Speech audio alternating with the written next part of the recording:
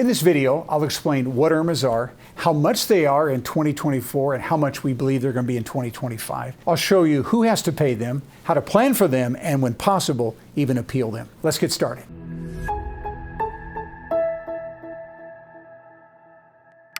So the first question is, what exactly are IRMAs? This is an acronym that stands for Income-Related Monthly Adjustment Amounts. Now, the way to understand what IRMAs are, a couple statements here. First off, IRMAs are surcharges that are added to Medicare Part B and Part D, not added to anything else with Medicare, just those two parts. B, of course, is the outpatient side of Medicare, outpatient services, as well as all doctor services. D would be our prescription drug plans, which are either standalone plans or embedded within the Advantage plan. So we have these surcharges that we have to pay added to these two plans. Number three, IRMAs are also considered to be revenue generators for both Medicare and Social Security. Why? Because you got to pay extra for Medicare, and that means the Social Security benefit is actually going to be less. Okay. Number four. There are additional taxes that help keep Medicare solvent. You'll be surprised how many billions of dollars actually come in through IRMAs, and some believe that's exactly what's keeping the whole Medicare system afloat for now. And then number five, lastly, it really is a win-win for the federal government. It's a win for them on two fronts, because we have to pay extra for our Medicare, and again, it's coming out of the Social Security benefit that we would be eligible for if we're taking. All right, so that's what IRMAs are. Now let's talk about IRMAs as it relates to really, they're just simply Medicare taxes. When we pay a variety of Medicare taxes, the first one is before we actually go on Medicare, we have to pay Medicare taxes. If you're working for someone right now, 1.45% of every dollar that you're making is going into Medicare. You work for someone, that means the employer is also matching that benefit. So 2.90% of every dollar we're making is going into Medicare. So if you're self-employed, you're paying that full amount. Okay, so we're funding Medicare with FICA taxes and self-employment taxes. In addition to that, people that are considered to be high income, they pay more, because if someone's a single filer and they make $200,000 or more a year, if they're a married couple, they make $250,000 or more a year, they pay an additional 0.9% in addition to that 2.90%. So all of us, prior to going on Medicare, are paying taxes. We're funding it. And then what happens? We also are subject to taxes after Medicare, and again, that's where the IRMA falls in. So not only do we fund it beforehand, but if we're high income, we're going to have an additional tax called the IRMA. Now let's talk about, first of all, really the size of the IRMA program. It's really phenomenal. When Medicare began the IRMAs, it actually goes back to 2007. There were only 1.7 million beneficiaries that were actually having to pay the Medicare Part B and D IRMAs. All right. Then it's beginning to grow rapidly on somewhere between about 6 to 8% a year. And so this last year, 2023, 6.8 million people paid. This year, 2024, 7.4. And then next year, they're projecting that 8.3 million people are going to be paying IRMAs, and that's going to bring in, look at this, 23.7 billion just projected for 2025. And so the latest study they did in projections, they're saying in 2031, they believe 13.5 million, so almost doubled the amount of people here within just a few years.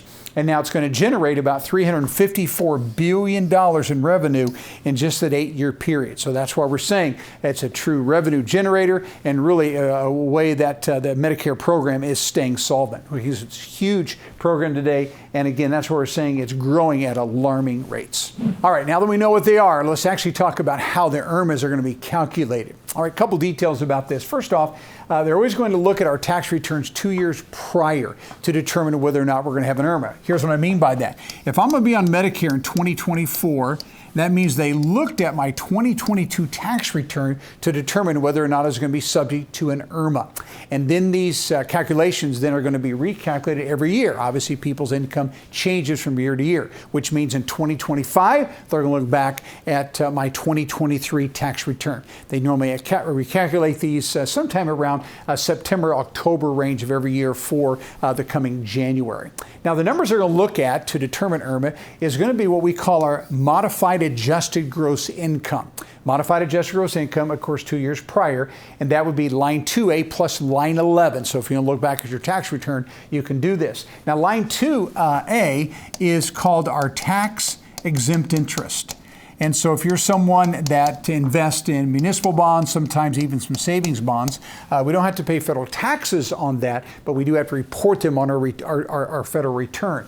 And that's what line 2A is all about, tax-exempt interest. Now, line 11 is called our adjusted gross income. All right, so they're going to take those two lines together, and the IRS will report back to Medicare the total of that number, which then will be used to determine whether you have an IRMA or not. Okay, so we get a lot of calls about what actually income is going to count in this line 11. And so I want to clarify that because I want to make sure you know what is being counted. Number one, all your wages, if you're still working right now, whether that's W-2 income or 1099 commission income, all that's going to count towards line 11. In addition to that, rental income, if you own rental property, pension income, if you're receiving that, all the interest you're getting, capital gains, whether short-term or long-term, going into line 11, as well as all dividends from your stocks. In addition to that, any kind of a distribution from a traditional, meaning pre-tax, IRA, 401k, 403b, as you draw money out of there, that's of course going to be taxed at ordinary income rates as well. So again, that's the going in line 11. And then qualified annuity, this was money that you put into annuity that was pre-tax, and as you draw that money out, some of that of course is going to be taxable. And then also notice our taxable Social Security benefits is also going into line 11. Now, none of us are going to have all of our Social Security benefits taxed. It just depends on where our provisional income falls in. And so let me quickly explain this one because there can be some confusion about this. So what we have is we have single filers, and then we have married filing a joint return. And so what we have is this. If someone has income somewhere between $0 to $25,000 as a single person, then 0 of that Social Security is going to be taxable. As long as they're below $25,000, modified adjusted gross, 0 Social Security is taxable. Now, if they're between $25,000 and $34,000, then 50% of their Social Security benefits is going to be taxable. Okay, 50%. And then if they're above that $34,000, anything above that, then 85% is going to be subject to taxes. So in other words, they have to report 85% of that. Now, if they're married and filing a joint return, the numbers are different. Anywhere between 0 to $32,000, 0 is taxable. Between $32,000 and $44,000, 50% of your Social Security is reported as income. And then if we're above $44,000, and then again 85% will be subject to taxes. So what we're saying is the taxable amount of your Social Security benefits is on a separate line, and that again is going to go into line 11. So that's what's going to count. Now let's quickly look at what doesn't count. Hey, if you found this video helpful and you want to see more Medicare information just like it, then go below, right below the video, and you can give us the thumbs up as well as subscribe to our channel. And every time I put a new video, which is about 2 every week, you'll be notified of that video, and others just like you who need this vital information will get it as well. All right, so the first item doesn't count is going to be distributions from your Roth accounts. And so Roth accounts are funded with after-tax money, and so of course there's a holding period as well, but as you begin to draw those out of there, then again, that's not going to be reported on line 11. Secondly, any cash value from life insurance, again, that's going to be tax exempt, and so it's not counting. Number 3,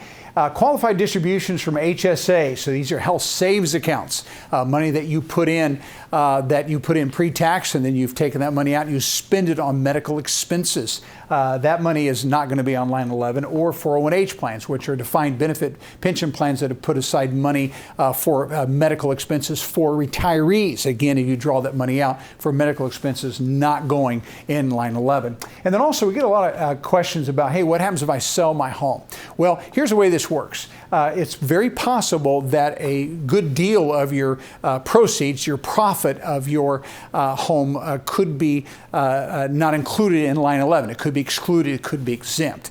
And so they take what you actually paid for your home, the basis, and then what you sold your home for, and that difference there, as long as you've had that home for over a year, of course, would then be considered to be a long-term capital gain. But a portion of that could be excluded. And so what happens if you're a single filer, that exclusion where they will not tax any of it is $250,000.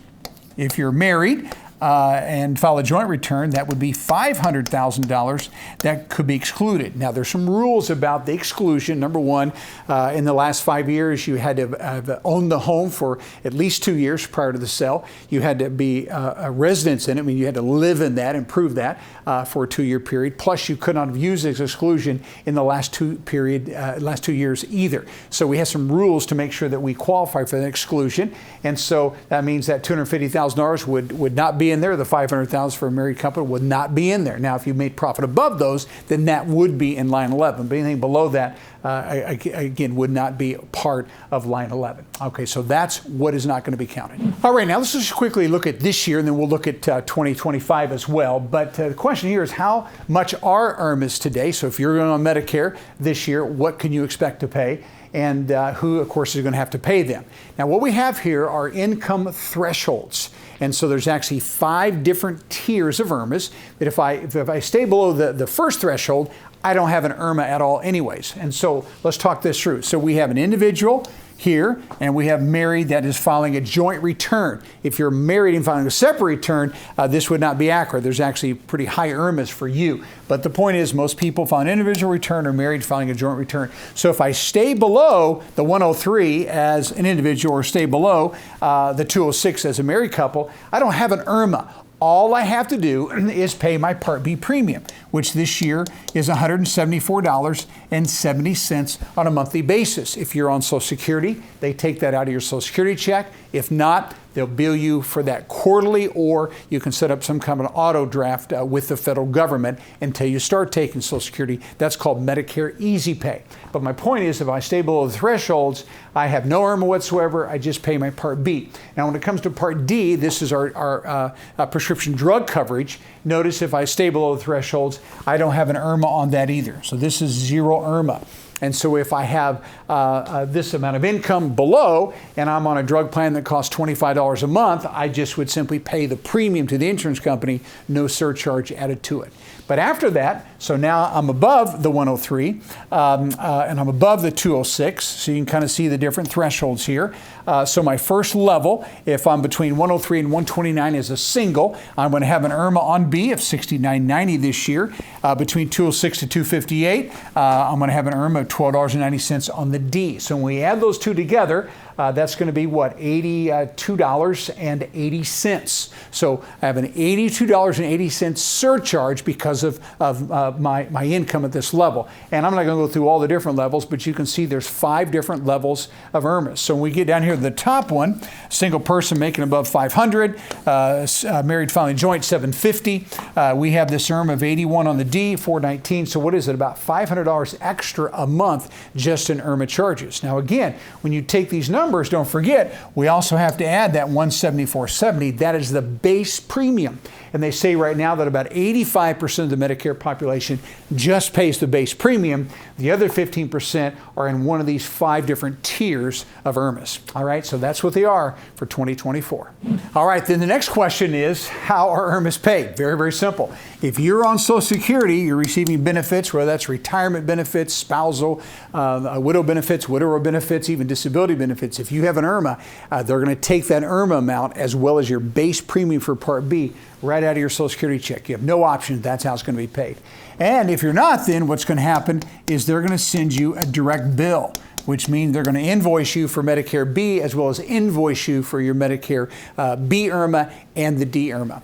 If you're on a drug plan, you do not pay your IRMA to that prescription drug plan provider. You're actually going to pay that directly to the federal government. All right, so that would be a direct bill basis. So that's how they're paid. If you're finding this video to be helpful and you would like to learn more about Medicare, you'll notice up here in the right-hand corner, there's an I. And if you'll click on that I, it's going to take you to a 20-minute workshop.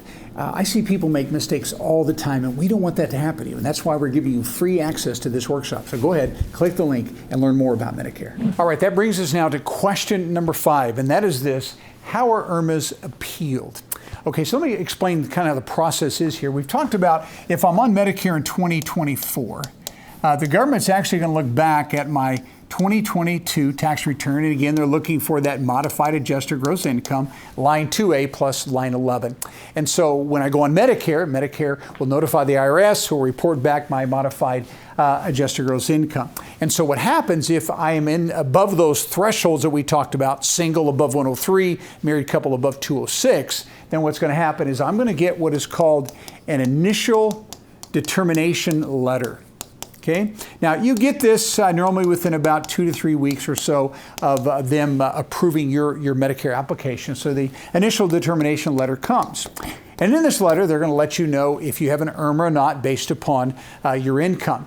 And so what happens is if you have had, after you receive this letter, if you have had a life-changing event that is going to happen either right after you start Medicare or right around the same time in which you applied, if we have a life-changing event, what happens is we actually can ask them to reconsider the IRMA. We can ask them to do a new determination. And the way we do that is we actually submit paperwork on a form that is called an SS-44. SS-44. And by the way, just so you know, if you work with us, we'll walk you through and guide you through this entire process. But it's an SS-44 form that we're going to use. And within this form, what we have to do is we're asking them to give us a new initial determination, saying that we've had a life-changing event. Now notice there's only 8 possible life-changing events. So you can't add to the list, folks. It's just one of these 8. And so if you get married, if you get divorced, your spouse dies, or if you have an annulment as well. So obviously we have some things that relate to our spouse: divorce, marriage, annulment, or a death. Or what we have is we have work stoppage or work reduction. Now those are the most common ones. Work stoppage, meaning I'm fully retired. Work reduction, meaning I'm going to be working less now that I'm going on Medicare. And that could be less hours, could be whatever. You're just working less, so you are saying your income is affected because you've reduced your workload. Now we also have 3 more. These are not used very often, but I want to clarify them. This is called loss of income producing property.